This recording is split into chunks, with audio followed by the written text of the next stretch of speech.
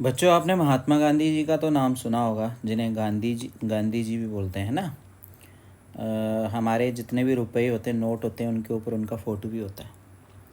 वैसे ही भगत सिंह जी का भी नाम सुना होगा। भगत सिंह जी, सुभाष चंद्र बोस जी, पंडित जवाहरलाल नेहरू जी, ये सब किसके नाम हैं? ये हैं बड़े बड़े हमारे देश को आज़ाद करने के लिए जो क्रांतिकारी थे, उनके नाम है। पहले हमारा देश गुलाम होता था ना अंग्रेज़ों के, तो 15 अगस्त 1947 को आज़ाद हुआ था।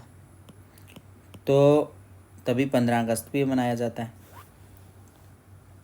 तो उसमें और भी बहुत सारे नाम थे जिनके बारे में हम लोगों ने पढ़ना है। उन्हीं में एक नाम है श्री राम प्रसाद बिस्मिल। तो ये कहानी जो है, इसका नाम है मेरी माँ। कौन? मेरी माँ।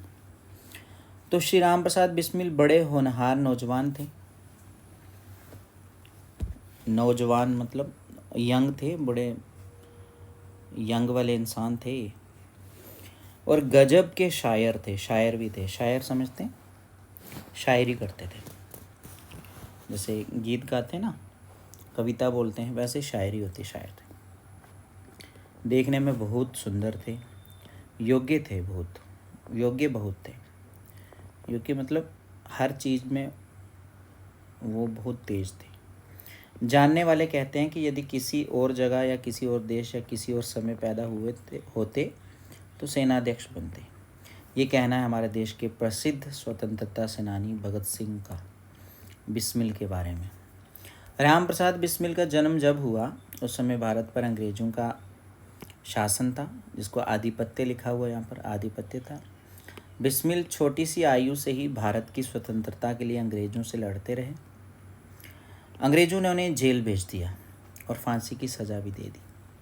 जेल में भी उन्होंने अंग्रेज़ों के अनेक अत्याचार सहे, मतलब अंग्रेज़ों ने उन्हें बहुत कष्ट दिए, वो सहे उन्होंने। जेल में रहते रहते ही उन्होंने चोरी छिपे अपनी आत्मकथा लिखी। आत्मकथा होती है, अपने बारे में लिखा, जेल में ही चोरी चोरी। और अंग्रेज़ों से बचते बचाते जेल से बाहर भेजते रहे। जो लिखते थे वो भेज देते थे धीरे से बाहर। उनके साथियों ने उसे प्रकाशित भी करवा दिया। साथियों ने ना उसकी बुक बनवा दी। इसका नाम रखा गया निज जीवन की एक छटा। इस पुस्तक ने अंग्रेज़ों के होश उड़ा दिए। लोगों में अंग्रेज़ों के विरुद्ध क्रोध और बढ़ गया, गुस्सा। इस तरह इस आत्मकथा के कारण अंग्रेज़ बिस्मिल को फांसी देने के बाद भी उन्हें हरा ना सके। इस आत्मकथा के माध्यम से आज भी बिस्मिल हमारे मस्तिष्क में जीवित हैं। आज भी ये आत्मकथा लोगों को प्रेरित करती है। क्या आप भी उनकी आत्मकथा का पढ़ना चाहते हैं? क्या कहा? हाँ, तो यहाँ प्रस्तुत है उसी आत्मकथा का एक छोटा सा अंश। लखनऊ जो कि उत्तर प्रदेश की राजधानी है, उसकी बात शुरू करते हैं कि लखनऊ कांग्रेस में जाने के लिए मेरी बड़ी इच्छा थी। दादी जी और पिताजी तो विरोध करते रहे, किंतु माताजी ने मुझे खर्च दे ही दिया। उसी समय शाहजहाँपुर में सेवा समिति का आरंभ हुआ था। मैं बड़े उत्साह के साथ सेवा समिति में सहयोग देता था। पिताजी और दादी जी को मेरे इस प्रकार के कार्य अच्छे ना लगते थे, किंतु अब बढ़ते हैं। माताजी मेरा उत्साह भंग नहीं होने देती थी। भंग मतलब जो मेरी एक्साइटमेंट थी उसे ख़त्म नहीं होने देती, जिसके कारण उन्हें अक्सर पिताजी की डांट फटकारता था, दंड सहना करना पड़ता था। वास्तव में मेरी माताजी देवी हैं, ऐसा बोलते हैं वो। मुझ में जो कुछ जीवन तथा साहस आया, वह मेरी माताजी तथा गुरुदेव श्री सोमदेव जी की कृपाओं का ही परिणाम है। दादी जी और पिताजी मेरे विवाह के लिए बहुत अनुरोध करते, किंतु माताजी यही कहती कि शिक्षा पा चुकने के बाद ही विवाह करना उचित होगा। माताजी के प्रोत्साहन तथा सद्व्यवहार मतलब अच्छा जो बिहेवियर है, उसने मेरे जीवन में बहुत दृढ़ता उत्पन्न की और मेरा जीवन बहुत अच्छा कर दिया, मैच्योर कर दिया। किसी आपत्ति तथा संकट के आने पर भी मैंने अपने संकल्प को न त्यागा। लिखा है, एक समय मेरे पिताजी दीवानी मुकदमे में किसी पर दावा करके वकील से कह गए थे कि जो काम हो वह मुझसे करा लें। कुछ आवश्यकता पड़ने पर वकील साहब ने मुझे बुला भेजा और कहा कि मैं पिताजी के हस्ताक्षर वकालतनामे पर कर दूं। मैंने तुरंत उत्तर दिया कि ये तो धर्म विरुद्ध होगा, इस प्रकार का पाप मैं कदापि नहीं कर सकता। वकील साहब ने बहुत समझाया कि मुकदमा खारिज हो जाएगा, किंतु मुझ पर कुछ भी प्रभाव ना हुआ। ना मैंने हस्ताक्षर किए। अपने जीवन में हमेशा सत्य का आचरण करता रहा, चाहे कुछ भी हो जाए। ऐसा लिखा है, चाहे कुछ भी हो जाए सत्य बात कह देता था। सिर्फ 11 वर्ष की उम्र में माताजी विवाह कर शाहजहाँपुर आई थी। उस समय वह नितांत अशिक्षित तथा एक ग्रामीण कन्या के समान थी। मतलब उनकी जो माँ थी उनकी 11 साल में शादी हो गई थी, ये कह रहे हैं। शाहजहाँपुर आने के थोड़े दिनों बाद दादी जी ने अपनी छोटी बहन को बुला लिया। उन्होंने माताजी को गृह कार्य की सारी शिक्षा दी। ऐसा ही है, मल्हार है आपकी नई बुक का नाम, उसी में है ये कहानी। थोड़े दिनों में माताजी ने करके सब कामकाज को समझ लिया और भोजनादि मतलब फूड वगैरह बनाने लगी, का ठीक ठीक प्रबंध करने लगी।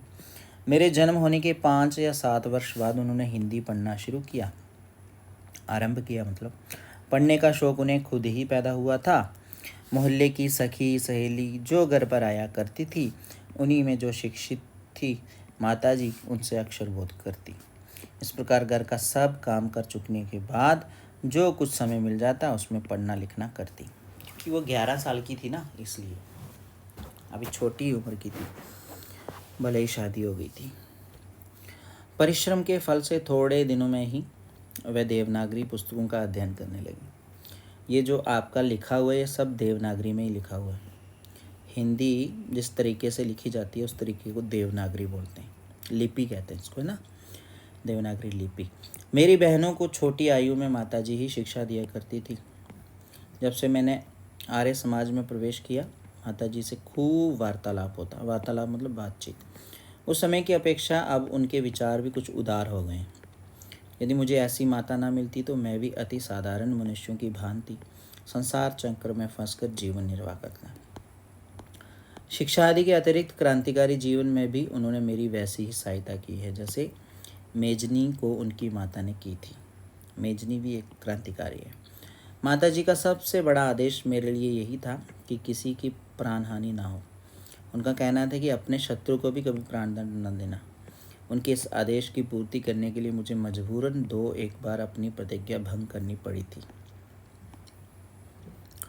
तो जन्मदात्री जननी, इस जीवन में तो तुम्हारा ऋण उतारने का प्रयत्न करने का भी अवसर ना मिला, क्योंकि इनको फांसी हो गई थी ना, इसलिए उन्होंने ऐसी बात कही है कि मैं तुम्हारा कर्जा नहीं उतार पाया। इस जन्म में तो क्या, यदि मैं अनेक जन्मों में भी सारे जीवन प्रयत्न करूं तो भी मैं तुमसे ऋण नहीं हो सकता, मतलब कर्जा नहीं उतार पाऊंगा। जिस प्रेम तथा दृढ़ता के साथ तुमने इस तुच्छ जीवन का सुधार किया है वह अवर्णनीय है।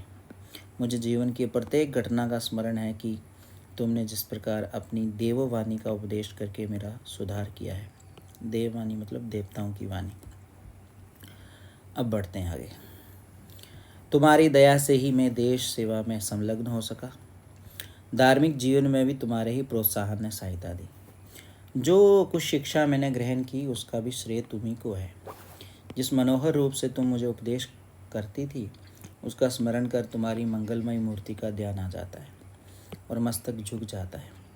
तुम्हें यदि मुझे ताड़ना होता है मतलब मारना या सीख देना भी देनी हुई तो भी बड़े स्नेह से हर बात को समझा दिया।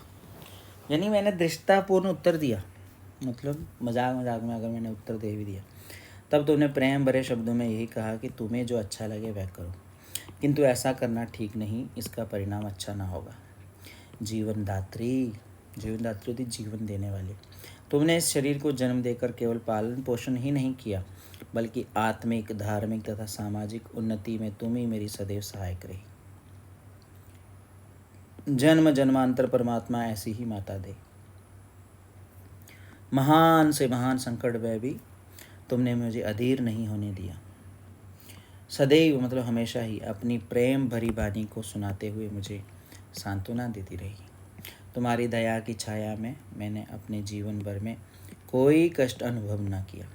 इस संसार में मेरी किसी भी भोग विलास तथा ऐश्वर्य की इच्छा नहीं। केवल एक इच्छा है, वह ये कि एक बार श्रद्धापूर्वक तुम्हारे चरणों की सेवा करके अपने जीवन को सफल बना लेता। किंतु ये इच्छा पूर्ण होती नहीं दिखाई देती और तुम्हें मेरी मृत्यु की दुख भरी खबर सुनाई जाएगी। माँ, मुझे विश्वास है कि तुम ये समझकर धैर्य धारण करोगी कि तुम्हारा पुत्र माताओं की माता या भारत माता की सेवा में अपने जीवन को बलि देवी की भेंट कर गया और उसने तुम्हारी कोख कलंकित ना की। अपनी प्रतिज्ञा पर दृढ़ रहा। प्रतिज्ञा भी नहीं तोड़ी उसने, मतलब जो माँ ने उसको कहा था कि कभी किसी का प्राण मत लेना। जब स्वाधीन भारत का इतिहास लिखा जाएगा तो उसके किसी पृष्ठ पर, पेज पर उज्ज्वल अक्षरों में तुम्हारा भी नाम लिखा जाएगा। गुरु गोविंद सिंह जी की धर्मपत्नी ने जब अपने पुत्रों की मृत्यु की खबर सुनी तो बहुत प्रसन्न हुई थी और गुरु के नाम पर धर्म रक्षार्थ अपने पुत्रों के बलिदान पर मिठाई बांटी थी। जन्मदात्री, वर दो मतलब वरदान दो कि अंतिम समय भी मेरा हृदय किसी प्रकार विचलित ना हो। मैं लास्ट टाइम में भी रोऊं ना, तड़पूं ना, और तुम्हारे चरण कमलों को प्रणाम कर मैं परमात्मा का स्मरण करता हुआ शरीर त्याग करूं। ये राम प्रसाद बिस्मिल जी के द्वारा लिखा हुआ एक छोटा सा पाठ था, लेकिन ये जो पाठ है ना, हिला के रख देता है। देखो, एक छोटा सा नादान सा बच्चा ही मान के चलो, इसकी आयु सिर्फ 30 साल के लगभग थी। उनका मृत्यु हो गई 30 साल की आयु में ही। यहाँ चित्र है, देखो कितना सुंदर थे वो। भारत के स्वतंत्रता संग्राम में अनेक क्रांतिकारी वीरों ने अपना बलिदान दिया था। इनका एक गाना आजकल भी बहुत हम सुनते हैं, सरफरोशी की तमन्ना अब हमारे दिल में है। ये सुना होगा आपने। ये तराना लिखने वाले राम प्रसाद बिस्मिल भी उन्हीं क्रांतिकारियों में से एक थे। मात्र 30 वर्ष की आयु में अंग्रेज सरकार द्वारा उन्हें फांसी पर लटका दिया गया। असाधारण प्रतिभा, मतलब एक्सेप्शनल कैपेबिलिटीज़ थी उनमें। राम प्रसाद बिस्मिल एक अच्छे कवि भी थे और लेखक भी थे। उन्होंने अनेक पुस्तकें लिखी जिनमें उनकी आत्मकथा काफ़ी चर्चित रही। मेरी माँ उनकी आत्मकथा का ही एक अंश है। तो ये पाठ से कुछ प्रश्न है, जैसे लिखा है, किंतु ये इच्छा पूर्ण होती नहीं दिखाई देती। बिस्मिल को अपनी इस इच्छा के पूर्ण न होने की आशंका थी।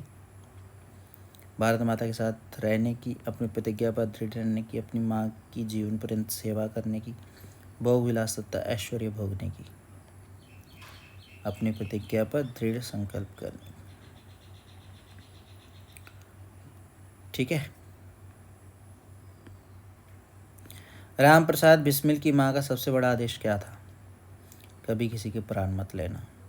देखो बच्चों, ये तो मैं आपको यहाँ लगवा रहा हूँ ना, बाकी आपकी इच्छा है। अब यहाँ लिखा हुआ है कि आप अपने मित्रों से, आपने जो उत्तर लगाया है ये क्यों लगाया है, अपने मित्रों से आपने बात करनी है। कुछ और भी प्रश्न हैं, जैसे पंक्तियों पर चर्चा करो। यदि मुझे ऐसी माता ना मिलती, तो इसके ऊपर चर्चा करनी है, आपने लिखना नहीं है। चर्चा समझते हैं, बातचीत करनी है। मिलकर करें मिलाना, अब इनको मिलाना है। जैसे देवनागरी क्या होती है? देवनागरी होती है ये चौथे नंबर वाला, ये ठीक है। आर्य समाज, महर्षि दयानंद जी जो थे वो आर्य समाज के एक बहुत बड़े संत थे। मेजनी क्या है और गोविंद सिंह जी क्या है? मेजनी तो आ गई इटली वाले, इटली के गुप्त राष्ट्रवादी दल का सेनापति था, इटली का मसीहा था। और गोविंद सिंह जी सिख के 10वें और अंतिम गुरु थे। उन्होंने ही खालसा पंथ की स्थापना की। अब ये सोच विचार के लिए कि पाठ को एक बार फिर से पढ़ो और जो नीचे प्रश्न दिए हुए हैं उनके आप उत्तर दो। किस पे? कॉपी पे। तो प्रश्न है ये, बिस्मिल की माता जी जब ब्याह कर आई तो उनकी आयु काफ़ी कम थी, फिर भी उन्होंने स्वयं को अपने परिवार के अनुकूल कैसे डाला, परिवार जैसा कैसे बना लिया? मतलब उन्होंने दादी जी से सीखा, इस तरह से, है ना। बड़े लोगों से सीखा काम करना, पढ़ना सीखा सहेलियों से, ऐसे करके उन्होंने अपने आप को परिवार के अनुकूल बना लिया, मतलब परिवार जैसा ही। उन्होंने अपनी इच्छा शक्ति के बल पर स्वयं को कैसे शिक्षित किया? आसपास की सहेलियों से पढ़कर। बिस्मिल को साहसी बनाने में उनकी माताजी ने कैसे सहयोग दिया? आज से कई दशक पहले बिस्मिल की माँ शिक्षा के महत्व को समझती थी, बताइए कैसे? हम कह सकते हैं कि बिस्मिल की माँ स्वतंत्र उदार विचारों वाली थी। तो यहाँ आत्मकथा की रचना कैसे करते हैं उसके बारे में यहाँ लिखा हुआ है। शब्द प्रयोग तरह तरह के, जो शब्द होते हैं ना उनका इस्तेमाल अलग अलग तरीके से किया जाता है। जैसे जो कुछ समय मिल जाता उसमें पढ़ना लिखना करती। इस वाक्य में पढ़ना लिखना अर्थात पढ़ना और लिखना। हम लेखन में शब्दों को मिलाकर छोटा बना लेते हैं, जिससे समय, स्याही, कागज आदि की बचत होती है। संक्षेपीकरण मानव का स्वभाव है। इस पाठ में ऐसे शब्द खोजकर सूची बनानी है। ठीक है।